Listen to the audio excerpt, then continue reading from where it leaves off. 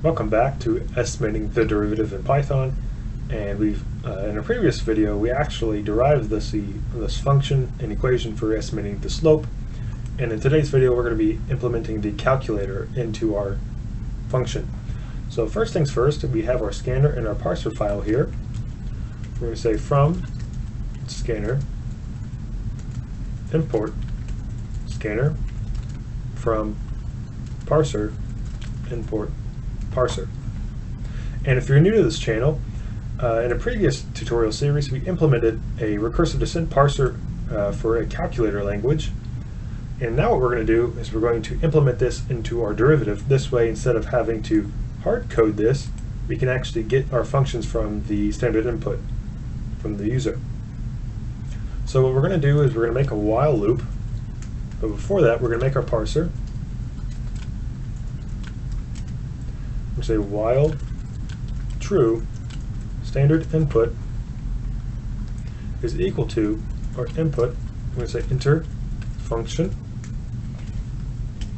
We're going to say if standard in equals q or standard in equals quit, we're going to break. Else we're going to get the tokens from the standard input. We're going to tokenize our input, and then what we're going to do is we're simply going to print, we're actually going to get another input. We're going to get at which x value to estimate derivative slope. So we're going to get the x value at which we want to estimate our slope. We're going to get that, and then what we're going to do is we're going to say estimated slope string of our derivative. We're going to pass in our parser and our x value, and then we're just going to add a simple new line after this. So now that we have our input out of the way, let's actually adjust our derivative function. So no longer do we need this function right here. All we need now is our parser.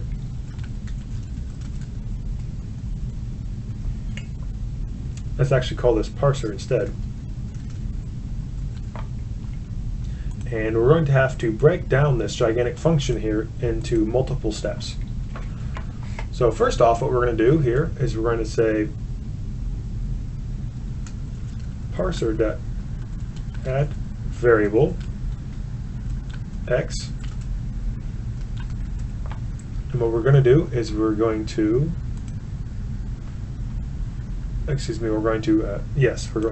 add x plus h.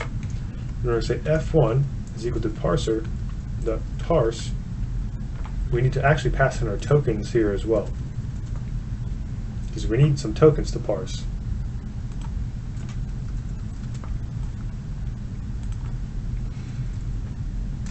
So we're going to parse these tokens, and then we're going to say parser.replace variable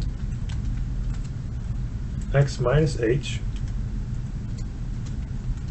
parser.parse the tokens once again, and then now we need to remove our variable.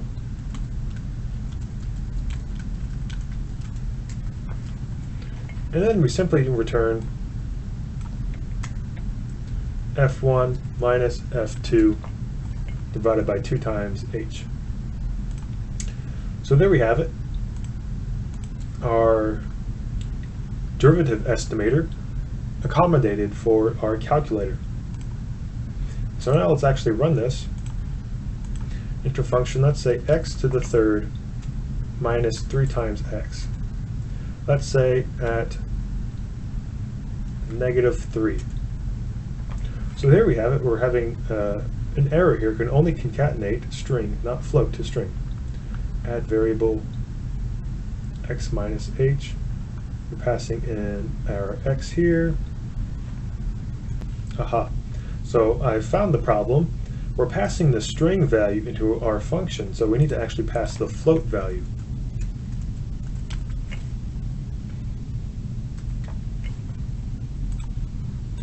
And so what we're going to do here is we're going to say x to the third plus 3 times x, let's say minus 5 or 54, why not? We want to go at negative 3. So here our estimated slope is 30 at our function. And the reason why we're adding a variable here is simply because at the very beginning we are breaking down our input into our tokens, as we can see here.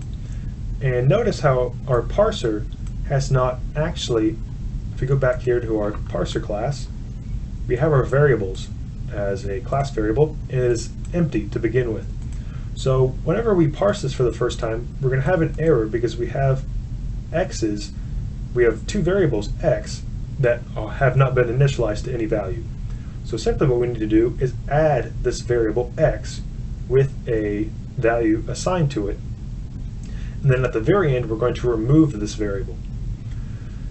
And so simply what this allows us to do is to actually add variables to the functions, and note that these function variables have to equal the variables being inputted. For example, if I was to say t to the third plus 3 times t minus 54, we would add the variable x. However, our function would fail simply because we're storing t in our tokens. However, we don't have the t variable in our parser.